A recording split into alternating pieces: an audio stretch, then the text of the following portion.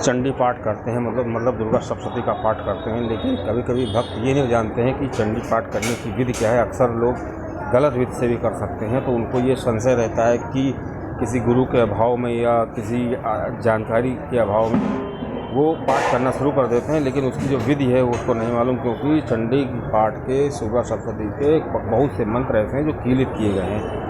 उनको बिना कीलन हटाए उनको चाहे जितना किया जाए उससे कोई फ़र्क नहीं पड़ता है। दोस्तों, मेजर टिप्स सिग्नम चैनल में आपका स्वागत है। आपको जानकारी अच्छी लगे साथ आप चैनल को सब्सक्राइब करिएगा। तो चंडी पाठ में दुर्गा सप्तशती में कुछ ऐसे चमत्कारी मंत्र हैं जो स्वयं सिद्ध हैं, और वो इतने चमत्कारी हैं कि उनकी महिमा बिल्कुल अपरंपार है। अब दोस्तों, सबसे पहली चीज़ ये है कि चंडी पाठ करने के लिए हमें सही जानकारी कहाँ से मिले, तो मैं आपको अपनी तरफ से बता रहा हूँ रिसर्च करके कि चंडी पाठ दुर्गा सप्तशती पाठ करने के लिए आपको केवल गीता प्रेस गोरखपुर की ही पुस्तकें खरीदनी चाहिए, क्योंकि गीता प्रेस गोरखपुर की जो पुस्तक है उसमें जो विधि दी गई है वो बिल्कुल सही विधि दी गई है, और उसमें एक एक चीज़ की जानकारी है। अगर पुस्तक ला करके आप उसको पूरा पढ़ लेते हैं, उसके बाद कुछ भी ऐसा नहीं रह जाएगा कि आपको किसी से पूछना पड़े।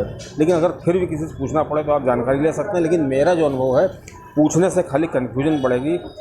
माता जी का जो कर्म होते हैं, पूजा पाठ होता है, उसमें सबके पास अलग अलग जो है जानकारी रहती है, लेकिन जो गीता प्रेस की पुस्तक है उसमें बिल्कुल सही जानकारी लिखी है। और एक चीज़ आपको और बता दें कि जब चंडी पाठ करते हैं तो दुर्गा सप्तशती का पाठ करते हैं, तो आपको अगर कंठस्थ भी हो जाए फिर भी आपको ये पाठ जो है हमेशा पुस्तक हाथ में ले करके ही करना है। अब दोस्तों, आपको बता दें कि जो चंडी पाठ है दुर्गा सप्तशती है, इसमें लगभग 700 श्लोक हैं, इसको इसीलिए वो सप्तशती कहा जाता है। और इसमें लगभग 13 अध्याय हैं, और इसमें 3 चरित्र हैं और 6 अंगों का वर्णन किया गया है। और दोस्तों, इसको कई लोगों ने एक दूसरे से पहले बताया, उसके बाद मार्कंडेय जी जो है ब्रह्मा जी ने उनको बताया है, तो उसके बारे में बताया गया। उसके बाद वेद व्यास जी ने इसका प्रचार किया, तो ये जाकर पब्लिक के पास पहुंची।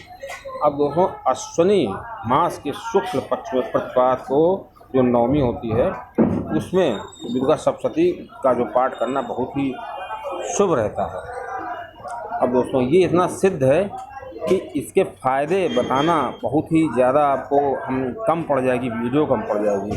दुर्गा सप्तशती के जो ऐसे ऐसे मंत्र होते हैं, जिन मंत्रों से व्यक्ति की सभी बाधाएं दूर हो जाती हैं, अगर खाली मंत्रों का जाप किया जाए, और अगर इन मंत्रों का जाप किया जाए तो मनुष्य की आरोग्यता दूर हो जाती है, मनुष्य को मोक्ष प्राप्त हो जाता है। ऐसे ऐसे मंत्र हैं कि उससे साधक को शक्ति प्राप्त होती है। ऐसे ऐसे मंत्र हैं जिससे साधक स्वयं की रक्षा कर सकता है। ऐसे ऐसे मंत्र हैं जिससे अपने शत्रुओं का साधक नाश कर सकता है।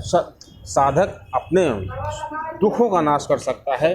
विभिन्न अध्यायों में ऐसे ऐसे श्लोक दिए गए हैं। अब जो साधक है अपने ऐश्वर्य को बढ़ा सकता है, ऐसे ऐसे श्लोक किए गए हैं। अगर किसी साधक को स्वप्न में बुरे स्वप्न आते हैं तो उसके लिए भी व्यवस्था की गई है, उसके लिए भी श्लोक बनाए गए हैं, उसमें वर्णित हैं।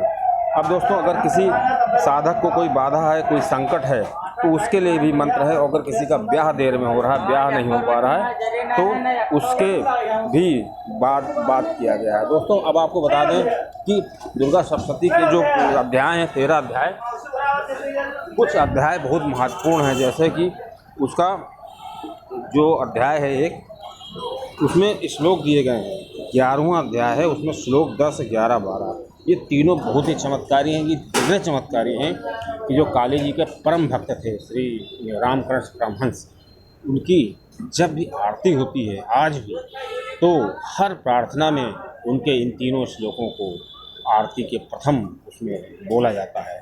और जितने भी कलकत्ता में जितने मंदिर हैं काली जी के, उनमें जब भी शाम की आरती होती है तो उसके बाद इन मंत्रों का जाप होता है। उसमें से ये मंत्र भी हैं। दोस्तों, आइए जानते हैं कि इन सभी जो हमने बताया आपको, आरोग्य, सर्वबाधा, मोक्ष प्राप्त करने के लिए, शक्ति के लिए, रक्षा के लिए, स्वयं की रक्षा के लिए, शत्रुनाश के लिए, दुख के लिए, ऐश्वर्य के लिए कौन कौन से मंत्र हैं जो बहुत ही ज़्यादा प्रचलित हैं। सबसे ज़्यादा 3 मंत्र हैं। आपको हम बता दें, जो मेरा अनुभव है, अगर 3 मंत्रों को कोई जाप कर ले तो उसको इतना ज़्यादा एनर्जी उसको मिल जाएगी, उसके पास किसी भी चीज़ की कमी नहीं रह जाएगी। दोस्तों, ये जो अध्याय है, 11वें अध्याय के श्लोक नंबर 11, 12, 10, तो श्लोक इस प्रकार है, आप ध्यान से सुनिए। सर्वमंगल मांगल्ये शिवे सर्वार्थ साधिके शरण्ये त्र्यंबके गौरी नारायणी नमोस्तुते। दोस्तों दूसरा श्लोक है, सृष्टि स्थिति विनाशानां शक्तिभूते सनातनी गुणाशय गुणमय नारायणी नमोस्तुते। अगला मंत्र है, शरणागत दीनाथ परित्राण परायणे सर्वस्याधि देवी नारायणी नमस्ते। दोस्तों ये इस प्रकार के श्लोक हैं, इसको पाठ करने से मनुष्य को हर तरह की मोक्ष प्राप्त हो जाता है।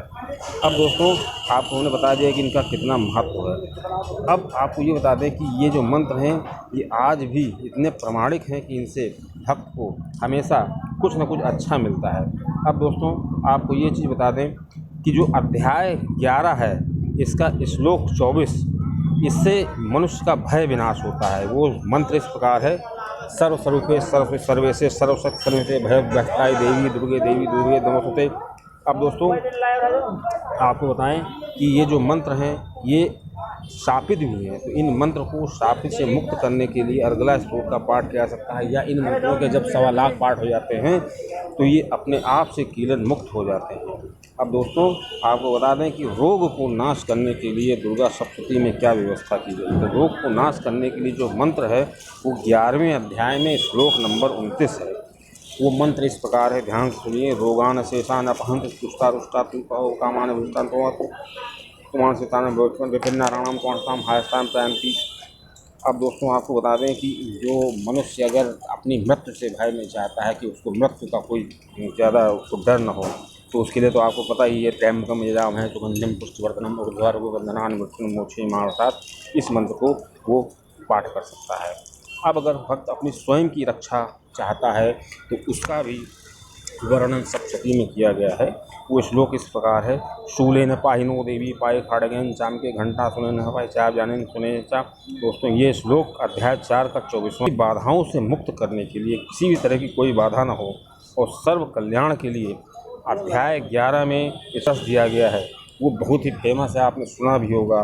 सर्वमंगल मांगल्ये शिवे सर्वार्थ साधिके शरण्ये त्र्यंबके गौरी नारायणी नमोस्तुते। दोस्तों इस श्लोक का पाठ आप हमेशा अपने पूजा पाठ में कर सकते हैं। जितनी बार आप सप्तशती पढ़ें तो उसमें हर श्लोक के पहले इसको संपुट के रूप में यूज कर सकते हैं। मतलब जब अगर कोई सप्तशती का पाठ करता है तो इस मंत्र को वो संपुट के रूप में, मतलब उस मंत्र को कहने से पहले भी ये मंत्र कहें और उस मंत्र को कहने के बाद भी ये मंत्र कहें। मंत्र इस प्रकार का है, सर्वमंगल मांगल्ये शिवे सर्वार्थ साधिके शरण्ये त्र्यंबके गौरी नारायणी नमोस्तुते। दोस्तों ये तीनों मंत्र जो हैं, शरणागत दीनाथ परित्राण परायणे सर्वस्याधि देवी नारायणी नमोस्तुते, ये मंत्र जो है ये भी संपुट के रूप में यूज़ कर सकते हैं। और सृष्टि स्थिति विनाशानां शक्तिभूते सनातनी गुणाशय गुणमय नारायणी नमोस्तुते, इस मंत्र का भी आप संपुट के रूप में श्लोक यूज कर सकते हैं। अब दोस्तों जिसको शादी नहीं हो रही पत्नी के लिए, अगर कोई सुंदर पत्नी चाहता है तो उसके लिए उसको क्या करना चाहिए, उसकी व्यवस्था भी इसमें की गई है। तो अर्गला स्त्रोत जो है, अर्गला स्त्रोत जैसे कीला कवच अर्गला के का श्लोक नंबर 24 जो है, पत्नी मनोराम दे पत्नी मनोराम दे मनोतरहम कारणिम दुर्संसार सागर श्लोकम। दोस्तों इस प्रकार का मंत्र है, उसमें आप देख सकते हैं सप्तशती में श्लोक 24 होगा अर्गला का। अब दोस्तों सप्तशती में जो सर्व कार्य सिद्ध करने के लिए जो मंत्र है वो अध्याय 11 में श्लोक नंबर 12 है। बहुत ही फेमस, शरणागत दीनाथ परित्राण परायणे सर्वस्याधि देवी नारायणी ने। अब दोस्तों जो सप्तशती में शक्ति प्राप्त करने के लिए जो मंत्र है, इसका मंत्र उसका जाप अगर साधक करे 1.25 लाख जाप, तो उसको इसके अच्छे परिणाम देखने को मिलेंगे। इसका वर्णन अध्याय 11 में श्लोक नंबर 11। मंत्र इस प्रकार है, सृष्टि स्थिति विनाशानां शक्तिभूते सनातनी गुणाशय गुणमय नारायणी नमोस्तुते। अब दोस्तों दुर्गा सप्तशती में ऐसा नहीं हर चीज़ के मंत्र हैं, लेकिन ये जो 7 मंत्र हमने आपको बताए हैं ये बहुत महत्वपूर्ण मंत्र हैं। इसका भक्त जो है दुर्गा सप्तशती के पाठ के समय अगर वो पाठ नहीं करता है तो माता का ध्यान करता है। अगर उसको माता से प्रेम है, माता की भक्ति उसके अंदर, उसको ज़बरदस्ती नहीं करना है कि बैठ गए इस मंत्र को जाप करने लगे। अगर उसके अंदर माता के लिए भक्ति है, वो कई सालों से दशकों से माता के लिए भक्ति करता है, लेकिन उसको समझ नहीं आ रहा है किस प्रकार भक्ति करें, तो उसको इन मंत्रों का, ये 7 मंत्रों का जाप करना चाहिए। 7 मंत्रों को खाली बोलना चाहिए। यहाँ तक कि कोई भी शुभ काम करने चले उसमें इनको बोलना चाहिए। या अगर गाड़ी चला रहे हैं, कहीं पे उसको डर लग रहा है, कहीं पे वो संकट में फंस गया है, तो ये मंत्र किसी चमत्कार से कम नहीं होंगे। हालांकि सप्तशती में प्रेस्टीज के लिए मंत्र किया, जैसे पत्नी के लिए मंत्र है उसी तरह पति के लिए मंत्र है, लेकिन वो पति का मंत्र जो है भागवत में है।